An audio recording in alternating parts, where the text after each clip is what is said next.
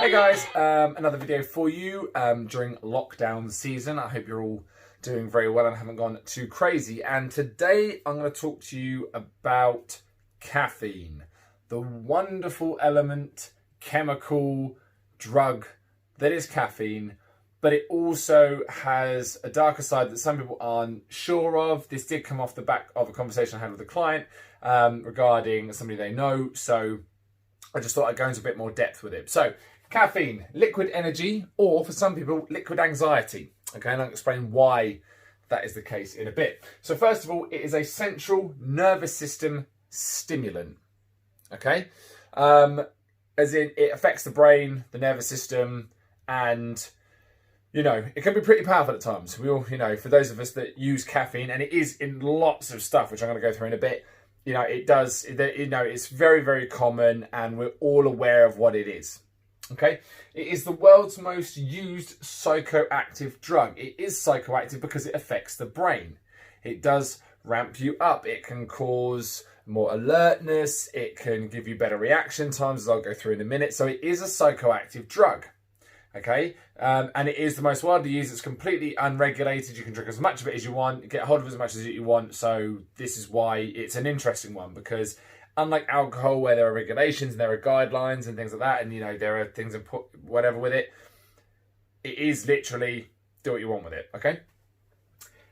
Its most prominent effect is the blocking action of adenosine on its receptors in the brain to reduce drowsiness, and it also stimulates the autonomic nervous system. Okay, so we all know what caffeine does, or at least we know why we usually drink it, is to keep us awake. And its primary focus is that the adenosine receptors on the brain, it basically stops us taking it up to make us feel drowsy, which is why we drink it, basically, to keep us more alert, because what it does is it stops the adenosine receptors getting those markers in and going, oh, time to sleep, because it basically cuts that process out. It is a bitter white crystalline purine. Okay, so if you have caffeine powder on its own, it is very fine white crystals, very fine white powder, very, very bitter, which is why coffee on its own is quite bitter. If you have caffeine powder in juice or fruit squash, it is incredibly difficult to mask the taste of it. It is so unbelievably bitter. But you know that it depends on the dosage as well.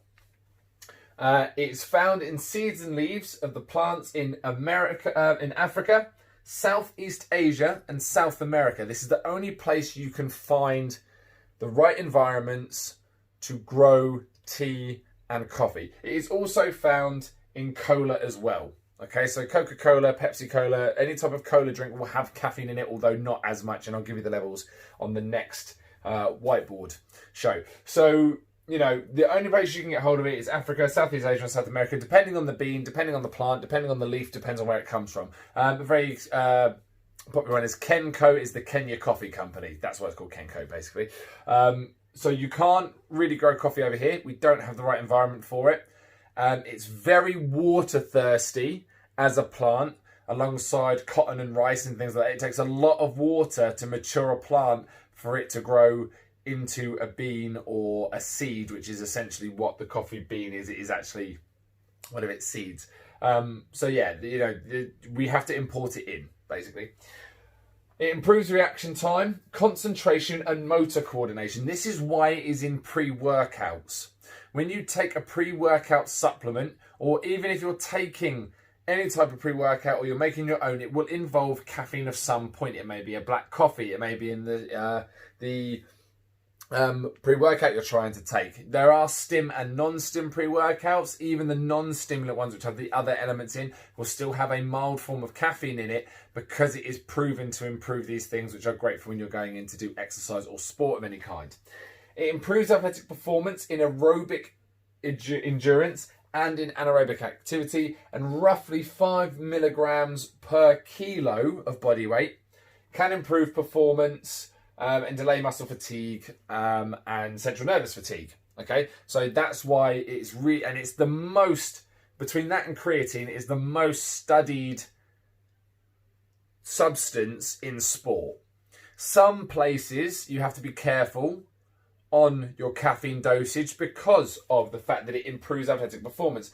But it's very rare you'd find anybody get penalised for taking caffeine. Some places don't like you having Red Bulls and Monsters and stuff before an event because, it can give you an athletic edge, but it's, the amount you're going to take without adverse effects is minimal, because if you take too much, it just gives you the wrong buzz and it would have hindered performance anyway. It also increases BMR in adults, which is your basal metabolic rate. Now, there is another video in the library that explains what BMR is, and that is your basically calories burned at rest, which is another reason why in fat loss, in any fat loss pill, which don't work, by the way, calorie deficit is the way to lose weight, they all contain high caffeine doses because it increases your basal metabolic rate. Caffeine can help you lose weight, but it has a minimal to negative effect on it. It will increase it a little bit, but it's not going to be enough that if you go and drink 12 cups of coffee a day, you're automatically going to lose weight. You won't. In fact, it will probably make you worse because you're going to get jittery and all messed up, which is going to go through the effects in a minute. So this is the rough overview of caffeine. Central nervous system stimulant. It's the world's most used psychoactive drug. The most prominent effects are that it blocks fatigue and it allows you to work for longer. So anybody that does night shifts or needs to keep alert throughout the later part of the day if they start early will always have caffeine. And it's also why we drink it in the morning to ramp ourselves up pretty quickly. It also stimulates the autonomic nervous system and other bits and pieces.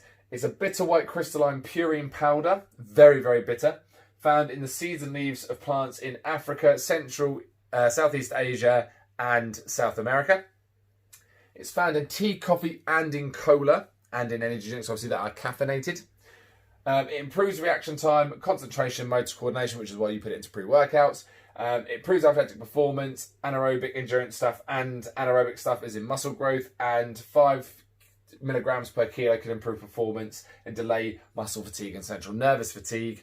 And it also can, in very small amounts, increase your BMR, but not enough to make a significant difference. It's not a miracle fat burner. Okay, so what we're going to do is we're going to redress the whiteboard and we're going to go through the effects, both positive and negative. So let's look at now the pros and cons of caffeine. Now, because I talked most about the pros in the last video, we have the last part of the video, we haven't got too much on it, right?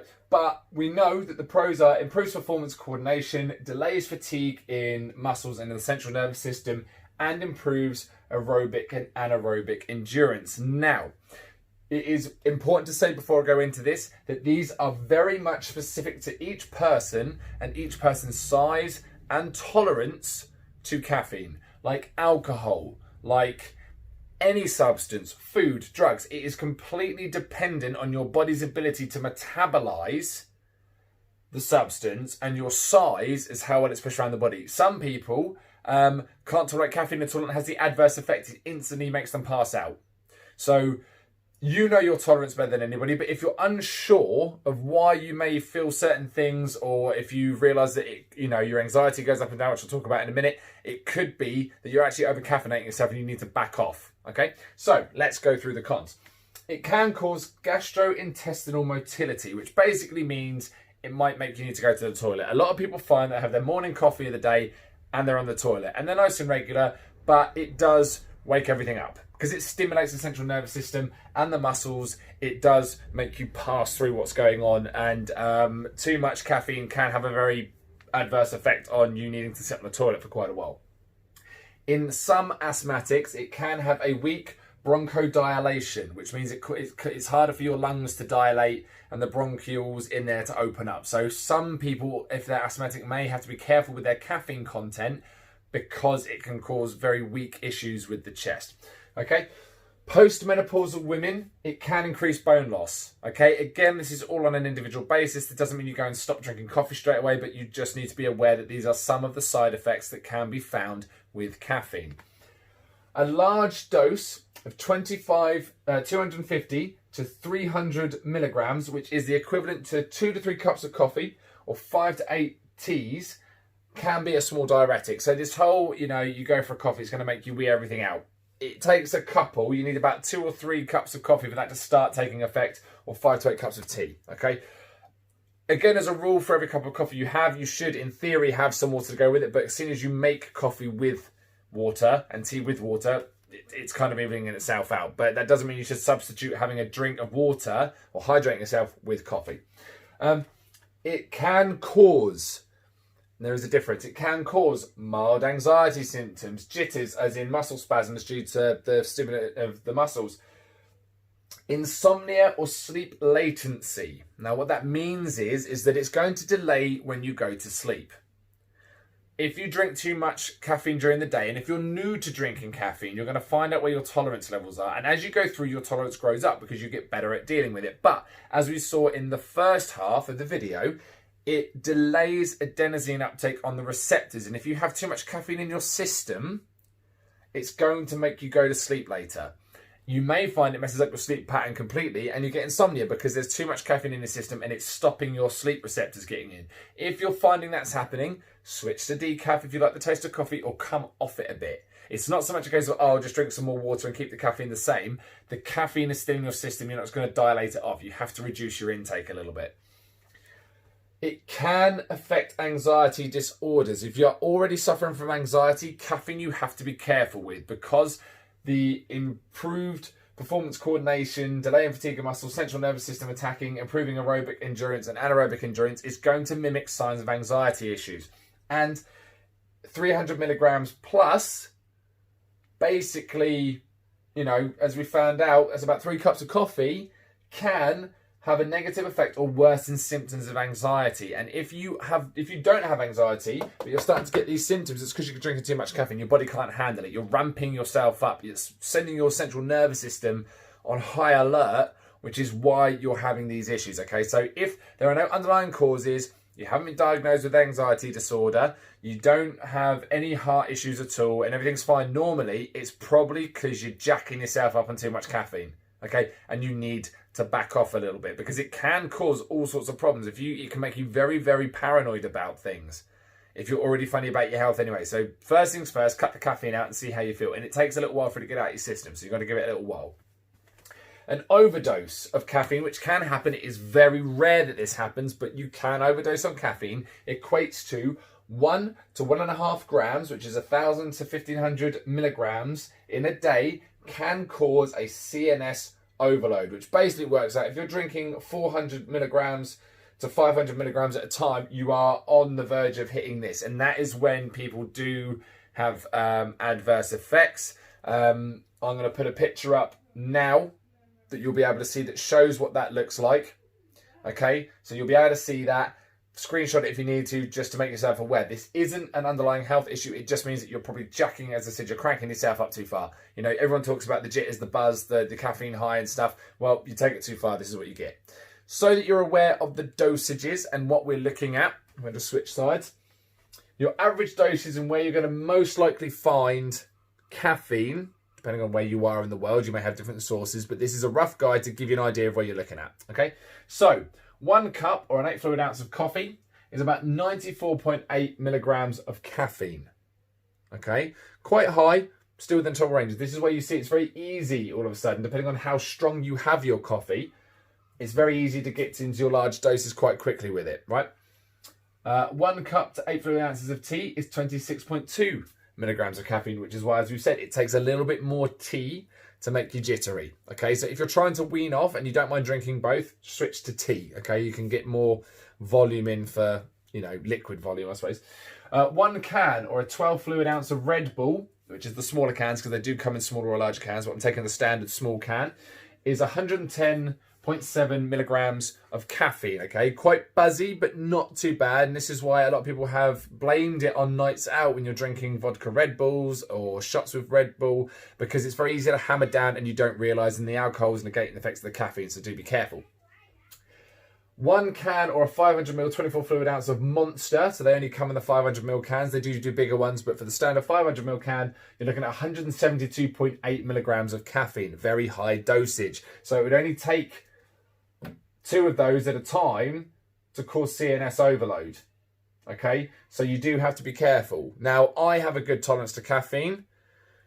I do drink energy drinks because I don't drink tea or coffee. I don't like the taste. I know what my tolerance is, and I have had mild symptoms since where I've, you know, gone too quick, drank too many at the same time because I'm trying to power through things, so do be careful.